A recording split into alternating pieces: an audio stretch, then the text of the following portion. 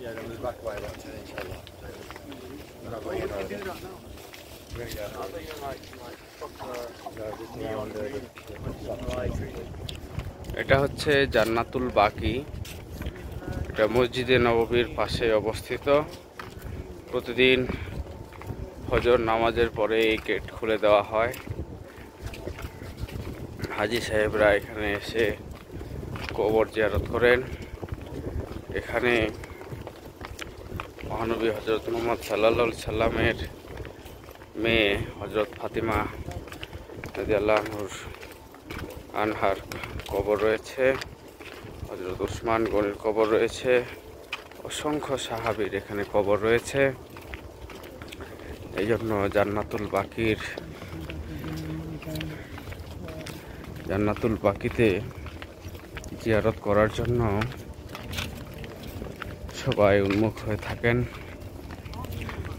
প্রতিদিন ফজরের নামাজের পরে এই গেট খুলে দেওয়া হয়।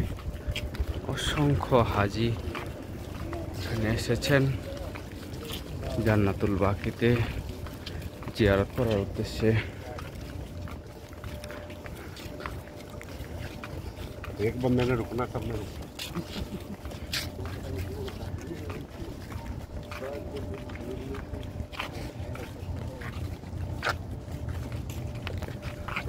প্রত্যেকটি কবরের দুই মাথায় দুইটা করে পাথর দেওয়া আছে।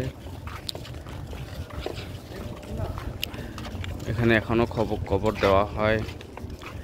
একজন বাংলাদেশি প্রবাসী ভাইয়ের কাছে শুনলাম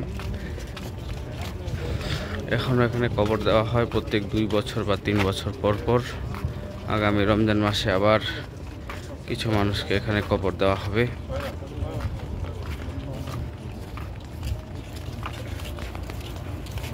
এর আয়তনটা অনেক বড় জায়গা জুড়ে জান্নাতুল বাকি অবস্থিত।